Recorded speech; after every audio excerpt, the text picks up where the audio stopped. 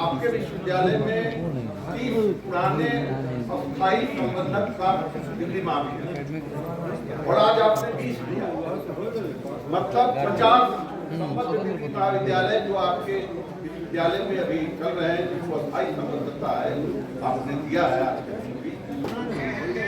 पद सृजन का कोई प्रावधान आप दिए तो पढ़ाई कैसे हो?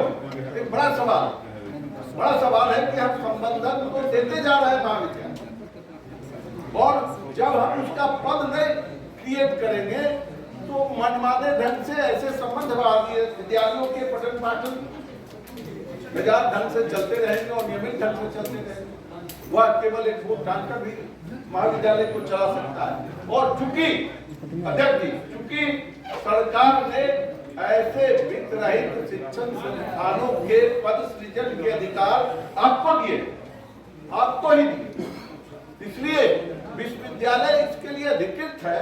तो ऐसे जितने अभी 50 अस्थायी संबद्धता महाविद्यालय आज के बाद हो जाएंगे इस महाविद्यालय के अंतर्गत, इस विश्वविद्यालय के अंतर्गत बात कर रहे हैं लगभग, तो सबों के पद सृजन की भी प्रक्रिया विषयवार सरकारवार होना चाहिए।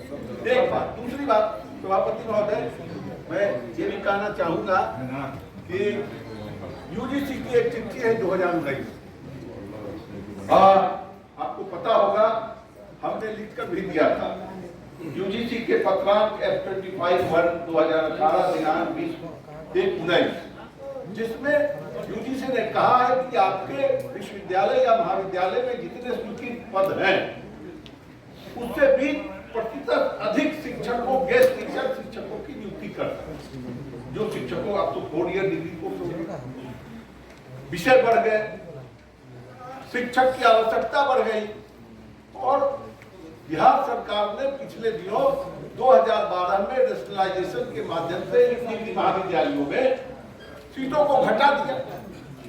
और मेरे पास बिहार सरकार की भी चिट्ठी है जिसमें उसने साफ स्वीकार किया था कि आने वाले आज के दिन, चूंकि हमको इंटर को अलग करना है, तो हम इतने 300 समथिंग पद आपके विश्वविद्यालय करीब 350 के लगभग पदों को उसने मृत घोषित कर और कहा कि आवश्यकता पड़ेगी, क्योंकि आने वाले दिनों में छात्रों की संख्या बढ़नी है, तो हम इन पदों को फिर लौटाएंगे।